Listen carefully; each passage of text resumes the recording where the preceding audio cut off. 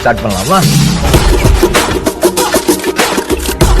இன்றைக்கி பார்த்தீங்கன்னா நம்ம எலி மெஸ் எப்படி அடிக்க போகிறோம் தான் பார்க்க போகிறோம். வாங்க வீடியோக்குள்ளே போகலாம். பார்த்தீங்கன்னா உங்கள் ஏரியாவில் வந்து எலி தொல்லைங்க அதிகமாக இருக்குன்னு பார்த்தீங்கன்னா வண்டியில் உங்களுக்கு பேனட்டில் வந்து எலி வர ஆரம்பிச்சிடும். அதுக்கப்புறம் என்ன ஆகும்னு நினச்சிங்கன்னா சர்க்குலேஷன் ஆகிறதுக்கு ஃப்ரண்ட்டில் உங்களுக்கு கிரில்லு கிட்ட ஒரு வந்து ஹோல்ஸ் மாதிரி இருக்கும். அதில் தாங்க ஏர் சர்க்குலேஷன் ஆகும் ஏசிக்கு. ஸோ அதில் பார்த்தீங்கன்னா உங்களுக்கு உள்ளே எலி போயிடும். உள்ளே போய் இன்டீரியரில் எல்லாமே டேமேஜ் பண்ணிடும். அதே மாதிரி அந்த எலி வந்து ஸ்மெல்லும் உங்களுக்கு இதாகும். இதுக்காண்டி தான் நம்ம வந்து ஒரு சொல்யூஷன் வச்சுருக்கோம். என்னன்னு பார்த்தீங்கன்னா மெஸ் அடிக்கிறதுங்க.